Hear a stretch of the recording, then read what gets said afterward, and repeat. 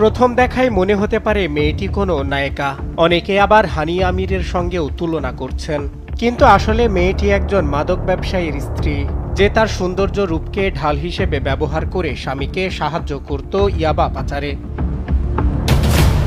কখনো পর্দার আড়ালে, কখনো ক্রেতাদের সঙ্গে যোগাযোগ করে নিয়ন্ত্রণ করত পুরো অবৈধ মাদক সাম্রাজ্য।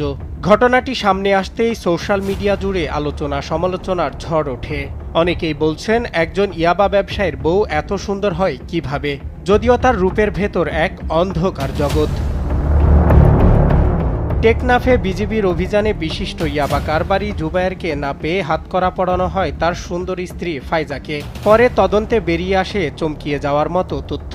ফাইজা শুধু সুন্দরী নারী নয়, স্বামীকে সাহায্য করত ইয়াবা পাচারে। এ সময় তার মোবাইলে পাওয়া যায় সীমান্তের ওপারের লেনদেনের ভয়ঙ্কর তথ্য। সম্প্রতি এমন খবর ছড়িয়ে পড়লে শীর্ষ মাদক ব্যবসায়ীর স্ত্রী ফাইজা তার রূপের জন্যই ভাইরাল হয় সামাজিক যোগাযোগ মাধ্যমে। অনেকে আবার পাকিস্তানি অভিনেত্রী হানিয়া আমিরের সঙ্গে ফাইজার তুলনা করে দুজনার অসংখ্য ছবি ফেসবুক আইডিতে পোস্ট করছেন। যদিও মাদক ব্যবসায়ীর স্ত্রীর সঙ্গে অভিনেত্রী হানিয়া আমিরের তুলনা করা অযৌক্তিক বলে দাবি করেন অনেকেই।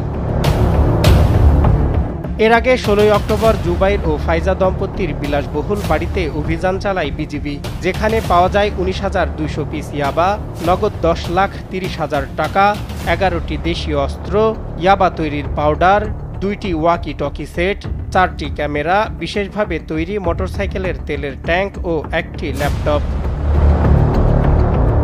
এ সময় ফাইজা ধরা পড়লেও কৌশলে বাড়ি থেকে পালিয়ে যায় তার স্বামী জুবায়ের। অপরদিকে মাদক মামলায় আসামি হয়ে বর্তমানে কারাগারে বন্দী ফাইজা। সজল বিশ্বাস, নিউজ ডেস্ক, দেশ টিভি।